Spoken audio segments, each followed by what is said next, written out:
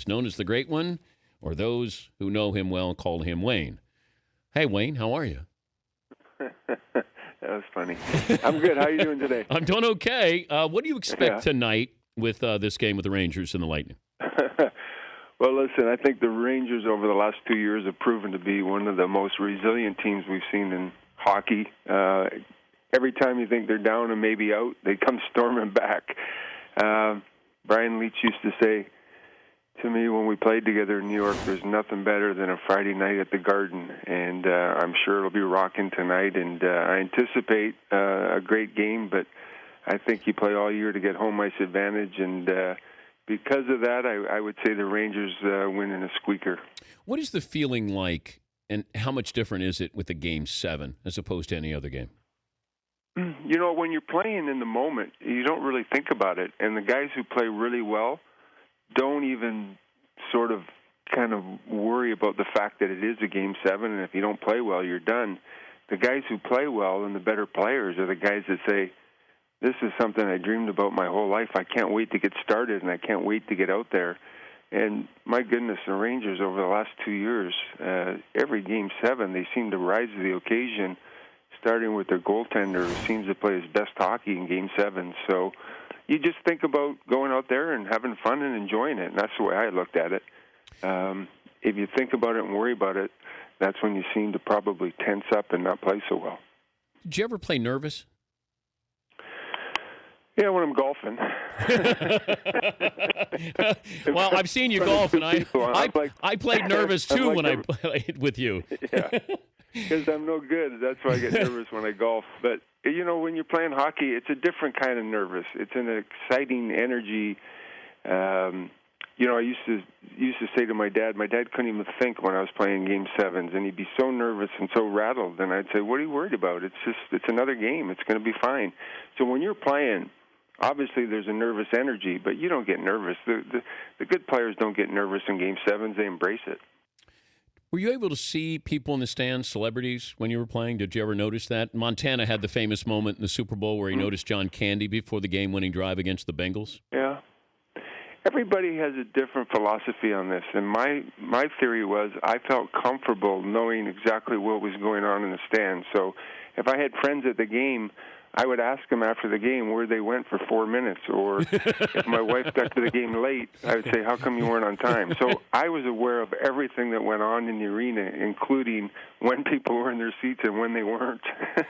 Can you teach what came natural to you, where, you know, you're often described as you saw plays before they were developing? Mm-hmm. You had a sixth sense. Can you teach that, or is it just something that you were born with? Well, first of all, I think I was born with it. From a young age, my dad always said to me, I don't know why the good Lord chose to give you this ability, but don't abuse it and don't ruin it. He believes that you can teach kids to anticipate, and you can teach kids all these sort of things that go with it. But I don't know how to teach it. I couldn't teach it. I couldn't tell you how I did it. I just went out there and played, and I really enjoyed myself. Was there ever a moment where you said, I'm tired of hockey, when you were younger? Never. Are you kidding me? I could have played every single day. I always say to kids now, I said, where were these schools where you go to school from 8 o'clock to 10 in the morning, and then you play either baseball, golf, or hockey for 8 hours? We didn't have that when I grew up. Academies. I'm sure you didn't either. No, they're called academies now. Is that what they call them? Yeah. Yeah. It's Disneyland for kids. But when you were, you didn't, you never ran the risk of burnout, where we see these kids who play a lot at 10 or 11 or 12, and then they just say, you know, when there's more to life than this. Never ran that risk. You know, I didn't run the risk for two reasons. One is I love the game so much, but two, I played hockey during the hockey season. So from Labor Day until about end of April or middle of April, I was a hockey player. But as soon as the hockey season was over, I threw my hockey equipment in the basement. I grabbed my baseball glove, I grabbed my lacrosse stick, and I played every other sport I could play in the off-season or the summertime, and I enjoyed that to the fullest. I mean, my goodness, I enjoyed baseball as much as I enjoyed hockey. But come Labor Day, I couldn't wait to get my skates back on. So I never even worried about it, because I didn't run the risk of getting burnt out, because I didn't play all year round, and I don't believe kids should play one sport all year round. He's Wayne Gretzky joining us, Dan Patrick Show. I saw Steph Curry had a moment, I think, when he was in fourth or fifth grade where he scored 60 points and his dad walked out. Was there ever a moment where your dad said, ease up, or you felt like, hey, I should ease up, let somebody else score? That feeling? No. Well, even in the NHL, if I had 3 points or 3 goals, I wanted 4 or 5. Like I don't believe in that. If you're playing well, it doesn't matter if you're 6 years old or 26 in professional sports. You play from buzzer to buzzer, and you don't stop. You don't let up. I don't believe in that, and that's basketball, hockey, football, it's a physical sport, and if you let your guard down for 1 second, that's when you can get hurt. So I always played full throttle no matter what the score was, and no matter what age I was. I didn't change. Your best year of Pee Wee hockey, you scored how many goals? I believe I scored 400. But I played defense, Dan. You did. Is that the... So, no, so what happened was I was playing on a team, 10-year-olds. It was my 5th year on the team. So the coach came to me and said, I'm going to make you a defenseman. Of course, it crushed me. And I remember thinking, oh, my God, this guy's ruining my life. I got to be a defenseman. And he called me in. He said, you know what, Wayne, if I play you on defense, we only have 4 defensemen, and we have 3 lines. So you're going to play every second shift. And I said, wow, that sounds good.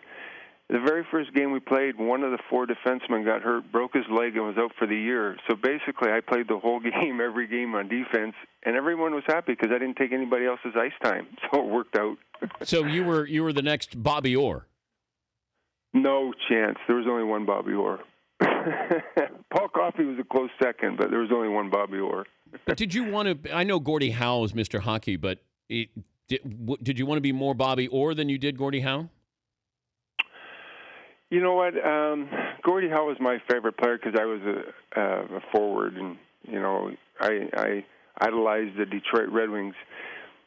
I really got to know more about Bobby Orr when I played in Edmonton in 78, 79. I had a teammate, Ace Bailey, who unfortunately was a victim of one of the airplanes in 9/11, who was scouting for the LA Kings at the time. And I used to sit with him for hours because he played with the Bruins and Bobby Orr and Esposito, and just ask him questions for hours and hours about Bobby Orr because I was so enthralled at how great of a player he was. And that's when I really got to know more about Bobby Orr and how great he was for the game. Who's your favorite player to watch? Oh, I don't know. I like watching a lot of guys. I like watching Stamkos. I really love and enjoy how Taves plays under pressure, one of the best pressure players we have in the game today. And the 2 kids in Anaheim right now, Getzlaf and Perry. So there's a lot of good players to watch. There's a lot of fun guys to watch. I think I'm going to go to the game tomorrow. I haven't been to a playoff game this year, so kind of excited about going to the game. It should be an unreal game tomorrow night. This has been unreal for hockey. Is Chicago a dynasty, a modern-day dynasty? If they win this year, 3 cups in, 5 years, that's pretty good. Scott Bowman has done a really nice job there. In a day and age where you got so much parity in, obviously, the salary cap, and you got 2 players making the kind of dollars off the cap that Chicago has to build the team around him, I think he's done an unreal job. So, yeah, they're closing in on it. There's no question about that. The documentary that talked about the Red Army, the Soviet Union, and when they, can you explain what happened when they came to, what was it, your dad's house for a barbecue when you guys were playing against them? Yeah, so I got to actually know a little bit of the Russian guys, Larionov and Fedosov, in '84 during the Canada Cup, and to my amazement, they started speaking English to me. The whole time I figured they didn't speak or understand English, and they knew the whole time, both of them, because they had planned for a long time that they wanted to leave and play in the National Hockey League.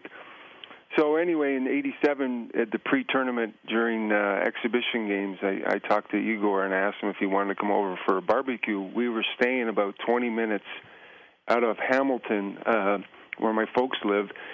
So before the tournament started, they all came. He said they'd love to come down, but the Big Five were coming, and Tikhonov had to come. If they were going to go, he said he had to be there, and about 3 KGB guys. Oh, boy. And so they came over, and we had a beautiful barbecue, and Tikhonov wouldn't allow them to have a cold beer, so I had my buddy sneak them downstairs in my basement and put a guard up on the top of the stairs so the KGB guys couldn't see them so they could have one beer.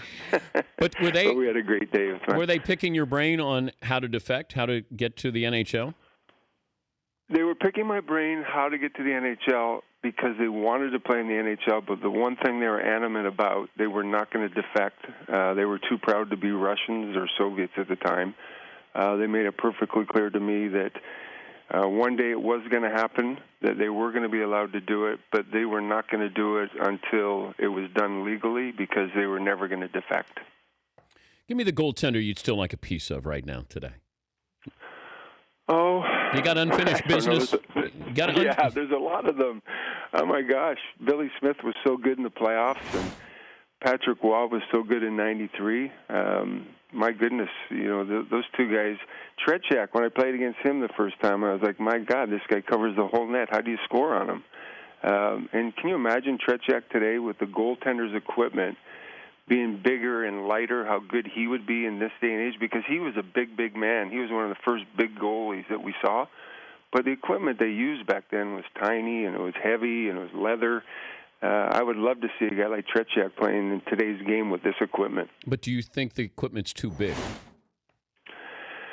It's debatable. Everybody wants to see more goals. Everybody'd love to see more goals.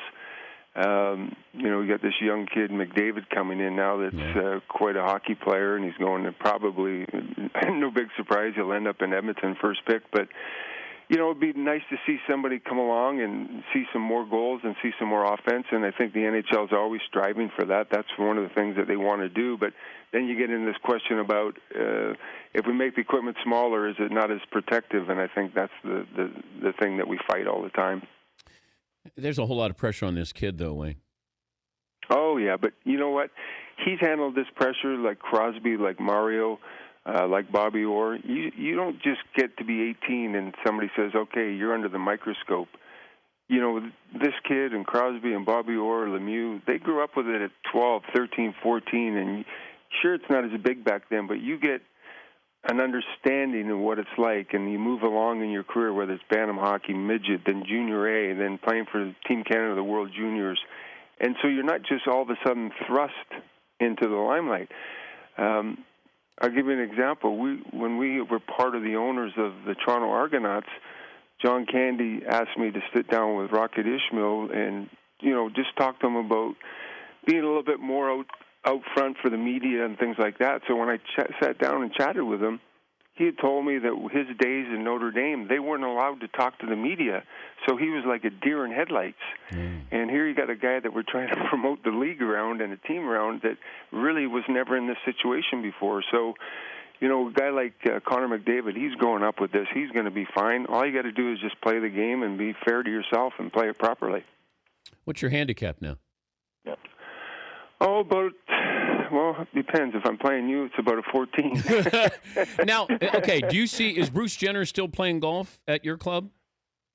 Our club has been closed. I haven't seen Bruce in about 3 months, but we used to see him out there quite a bit. And our course is closed down until October 1, so I haven't seen him, no. Oh, okay. Well, have fun at the game tomorrow night. Say hello to the family. Always great to catch up with you.